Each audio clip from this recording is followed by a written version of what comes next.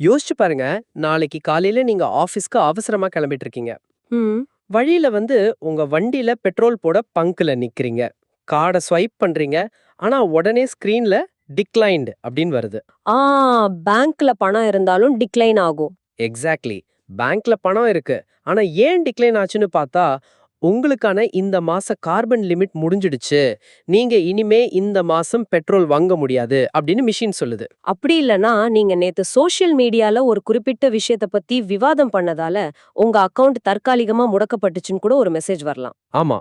நிஜமாவே இது ஏதோ ஒரு ஹாலிவுட் சயின்ஸ் ஃபிக்ஷன் படத்தோட கதை மாரி இருக்கலாம். ஆனா நம்ம கண் முன்னாடி நமக்கே தெரியாமலேயே ரொம்ப வேகமா உருவாக்கப்பட்டுக்கிட்டு இருக்கிற ஒரு நிஜம் இது. கண்டிப்பா.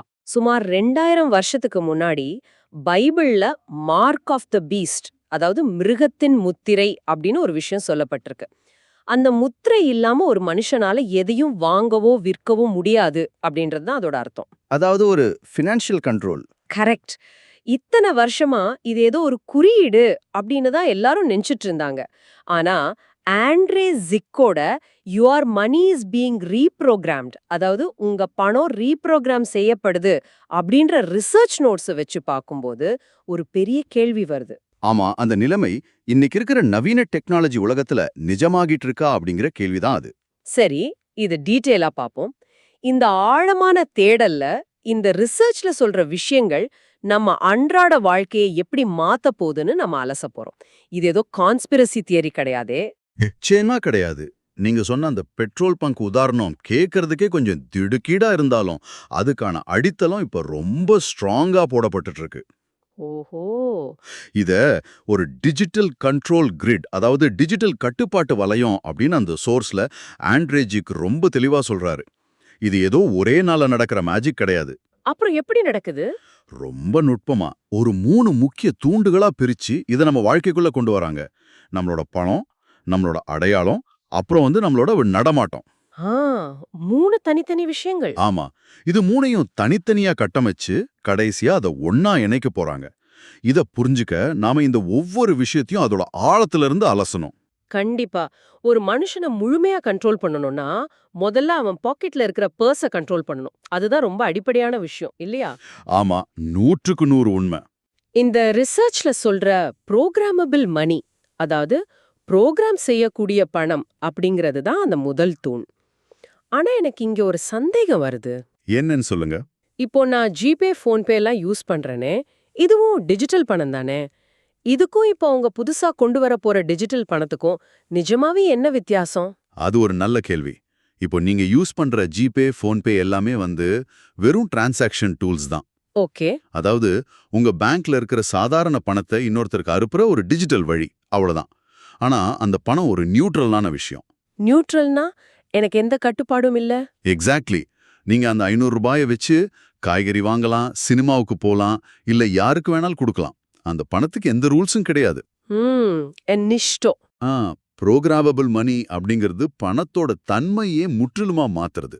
அந்த பணத்துக்குள்ளேயே சில கண்டிஷன்ஸ், அதாவது விதிகளை கம்ப்யூட்டர் கோடு மூலமா எழுதி வச்சுடுவாங்க. இத ஸ்மார்ட் கான்ட்ராக்ட்ஸ் அப்படின்னு சொல்லுவாங்க. ஸ்மார்ட் கான்ட்ராக்ட்ஸ் கொஞ்சம் புரியுற மாதிரி சொல்லுங்களேன். இது எப்படி வேலை செய்யும்னா, ஒரு பெற்றோர் தங்களோட குழந்தைக்கு பாக்கெட் மணி கொடுத்து இதை வச்சு புக்ஸ் மட்டும்தான் வாங்கணும், சாக்லேட் வாங்கக்கூடாதுன்னு சொல்றாங்கன்னு வச்சுப்போம். ஆமா, சாதாரணமா நடக்கிறது தான். குழந்தை சாக்லேட் வாங்க ட்ரை பண்ணா அந்த பணம் தானாவே வேலை செய்யாம போயிடும்.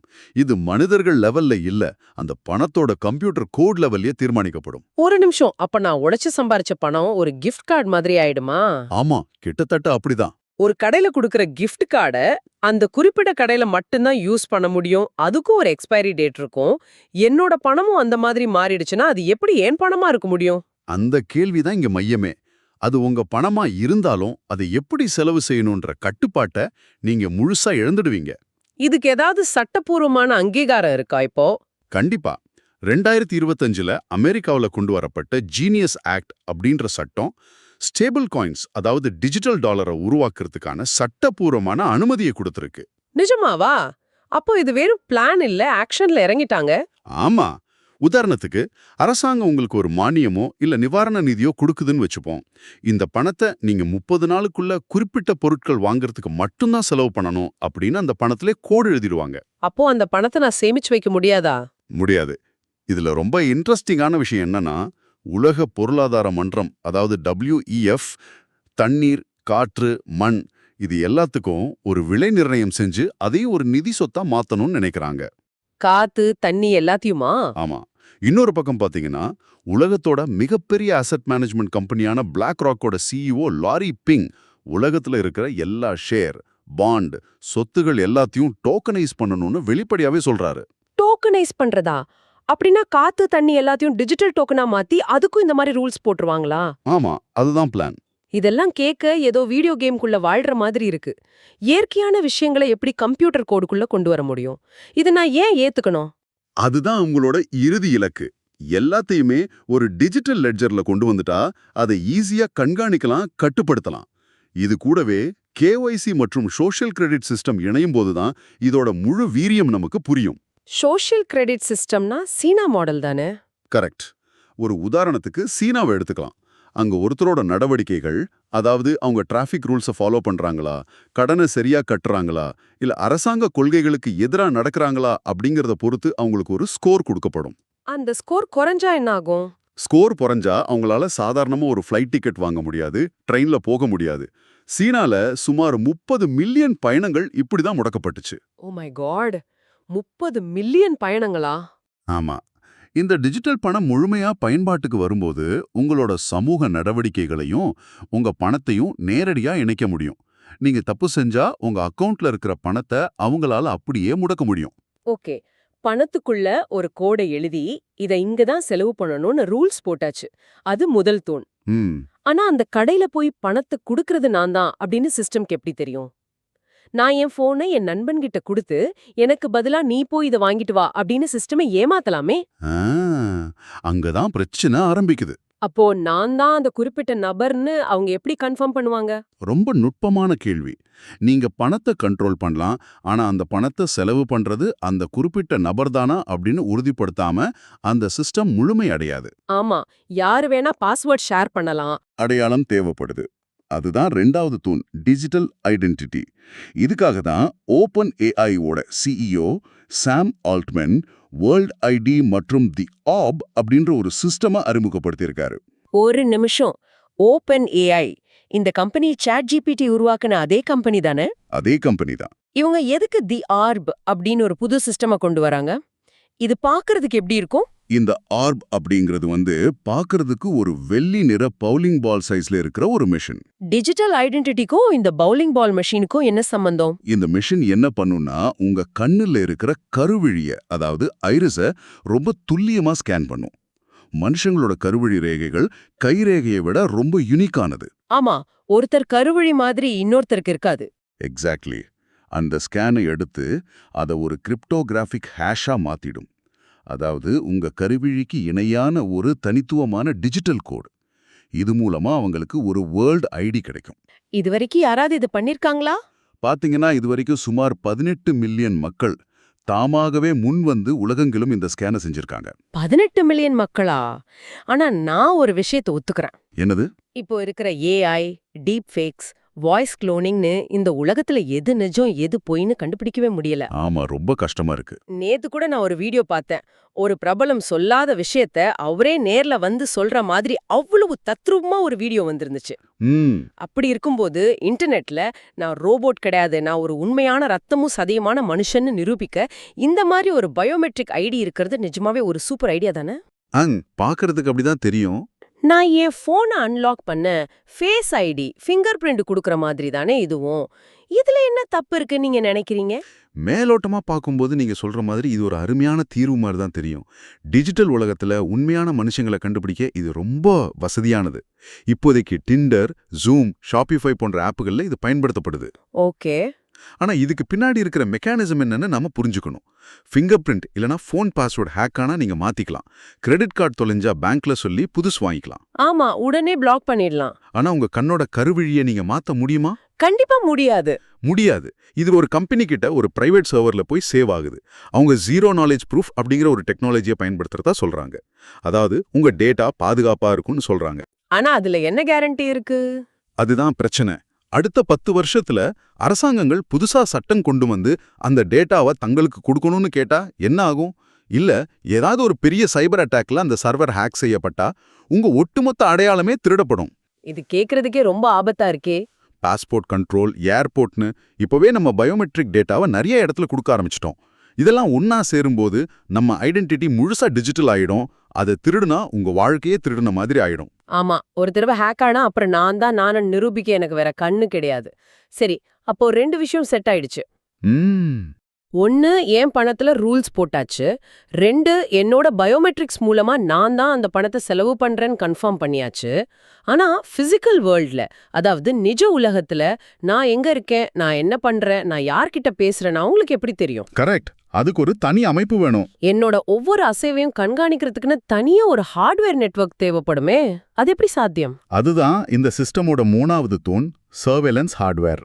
அதாவது கண்காணிப்பு சாதனங்கள். உங்களோட பணம், உங்களோட ஐடென்டிட்டி, இது ரெண்டையும் நிஜ உலகத்துல கண்காணிக்கிற கேமராக்கள், சென்சார்கள் மற்றும் கம்யூனிகேஷன் நெட்வொர்க்குகள் எல்லாமே இதுக்குள்ள அடங்கும். ஓகே, இதுல யார முக்கியமா வேலை செய்றா?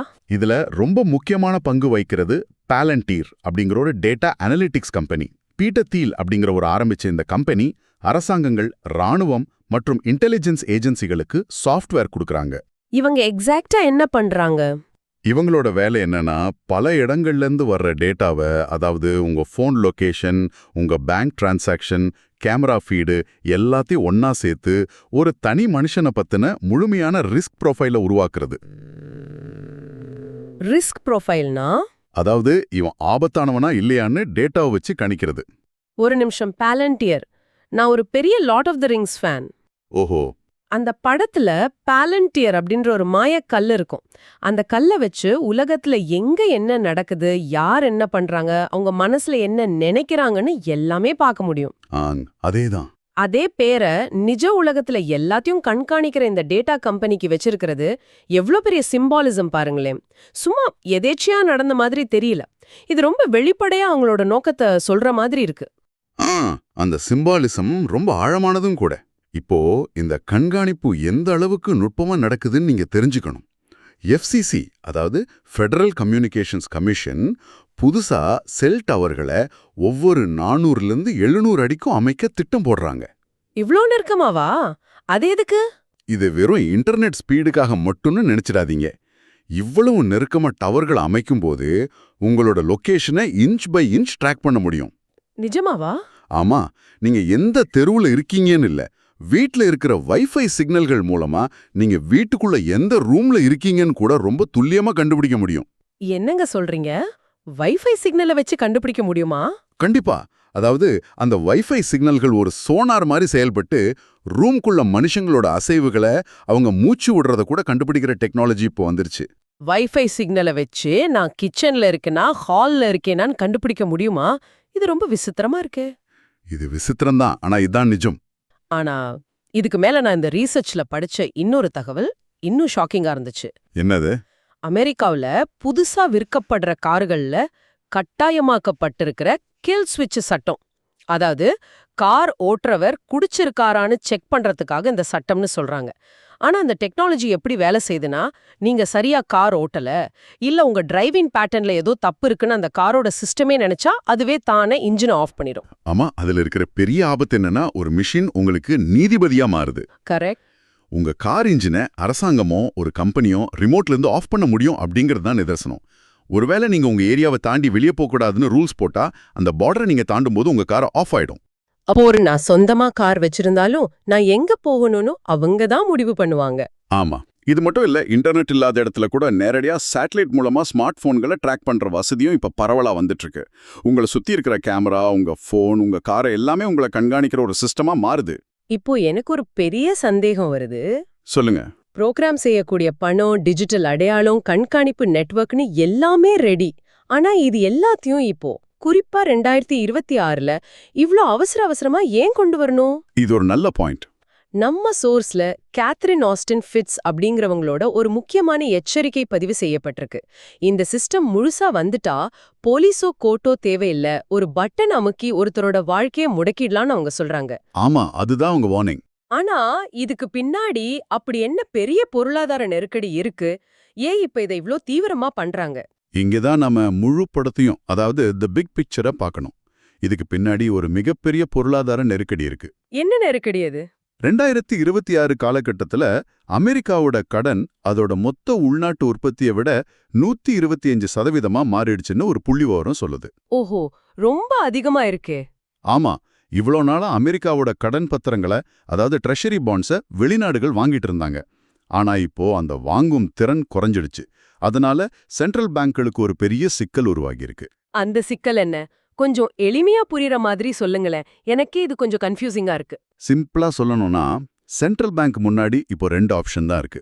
ஒன்னு, அவங்க பணத்தோட மதிப்பு, அதாவது டாலரை காப்பாத்தணும். இல்லனா பாண்ட் மார்க்கெட்டை காப்பாத்தணும். ரெண்டையும் ஒரே நேரத்துல பண்ண முடியாதா? முடியாது. டாலரை காப்பாத்தணும்னா அதோட மதிப்பை கூட்ட வட்டி விகிதத்தை அதிகமாக்கணும். ஆனா அப்படி வட்டி விகிதத்தை அதிகமாக்குனா பாண்ட் மார்க்கெட் சரிஞ்சிடும். ஏன்னா பழைய பாண்டுகளோட மதிப்பு குறைஞ்சிடும். சரி, பாண்ட் மார்க்கெட்டை காப்பாத்த வட்டி விகிதத்தை குறைச்சா என்ன ஆகும்? அப்படி குறைச்சா மார்க்கெட்ல நிறைய பணம் புழக்கத்துக்கு வந்து டாலரோட மதிப்பு குறைஞ்சு பணவீக்கம், அதாவது இன்ஃப்ளேஷன் தாறுமாறா ஏறிடும். இது ரெண்டுமே பொருளாதாரத்தை அழிக்கக்கூடிய ஆபத்தான நிலைமை.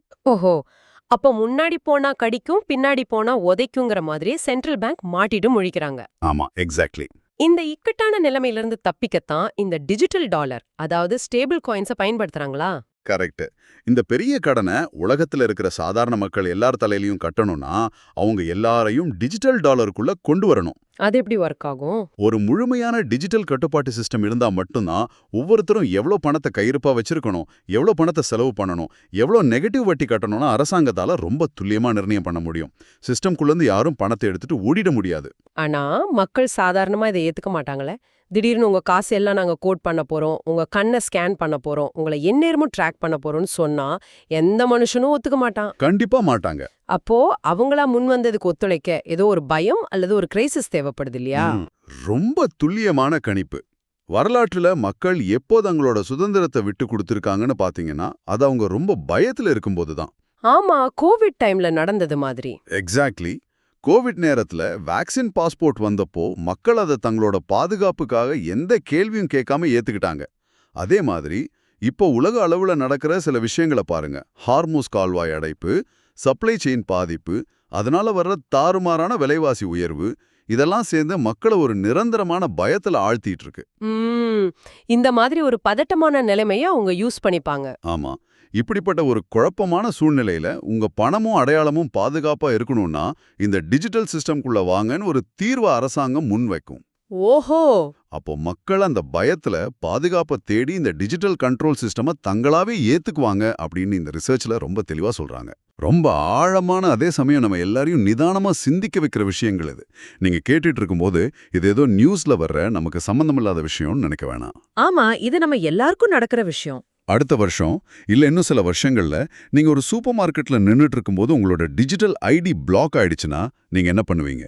உங்க பேங்க்ல பணம் இருக்கும், ஆனா உங்களால ஒரு பால் பாக்கெட் கூட வாங்க முடியாது. கார் கூட எடுக்க முடியாது. ஆமா, ஒரு இடத்துல இருந்து இன்னொரு இடத்துக்கு கார் எடுத்துட்டு போக முடியாது. இது உங்களோட அன்றாட வாழ்க்கைய, உங்க குடும்பத்தோட பாதுகாப்பை ரொம்ப நேரடியா பாதிக்கக்கூடிய ஒரு விஷயம். கண்டிப்பா. இதோட சுருக்கம் என்னன்னா, புரோகிராம் செய்யப்பட்ட பணம், உங்க பயோமெட்ரிக் டிஜிட்டல் அடையாளம் மற்றும் உங்களை சுத்தி எப்பவும் உற்று பார்த்துட்டு இருக்கிற கண்காணிப்பு கேமராக்கள், வைஃபை சென்சார்கள், இது மூணும் ஒரு புள்ளியில இணையும் போது என்ன ஆகும்னு பார்க்கணும். என்ன ஆகும்? ஒரு மனுஷனோட முழு சுதந்திரமும் ஏதோ ஒரு கம்ப்யூட்டர் அல்காரிதம் கையில பொடுக்கப்பட போகுது. இது சதி கோட்பாடு இல்ல, இதுக்கான தொழில்நுட்ப கட்டமைப்பு நம்ம கண் முன்னாடியே நடக்குது. ஆமா, நாம மனிதர்கள் எப்போதுமே தங்களுடைய வசதிக்காக டெக்னாலஜியை உருவாக்குறோம் நினைச்சிட்டு இருக்கோம். பேங்க் போக தேவையில்ல, போன்லயே பணம் அனுப்பலாம், பாஸ்வேர்ட் ஞாபகம் வச்சுக்க தேவையில்ல, முகத்தை காமிச்சா போதும்னு நம்ம வேலையை சுலபமாக்குற எல்லா விஷயத்தையும் நம்ம கொண்டாடுறோம். அதுதான் அந்த மாயை. கரெக்ட். அந்த வசதி அப்படின்ற ஒரு மாயைக்குள்ள நமக்கே தெரியாம நம்மளோட சுதந்திரம் அப்படின்ற ஒரு முகப்பெரிய விலையை நம்ம கொடுத்துட்டு இருக்கோமா அப்படிங்கிறது தான் நம்ம கேட்டுக்க வேண்டிய முக்கியமான கேள்வி. ரொம்ப உண்மையான வார்த்தைகள். அடுத்த தடவை உங்க போன்ல எந்த ஒரு புது ஆப்காவது முழுசா அதோட டேர்ம்ஸ் அண்ட் கண்டிஷன்ஸ் படிக்காம ஐ அக்ரி அப்படின்ற பட்டனை அமுக்கும்போது ஒரு நிமிஷம் இத பத்தி யோசிச்சு பாருங்க. நீங்க எதை சம்மதிக்கிறீங்கன்னு உங்களுக்கு நிஜமாவே தெரியுமா? If you like the content, please subscribe Geo Explain Tamil and share for more and click the bell icons for notification.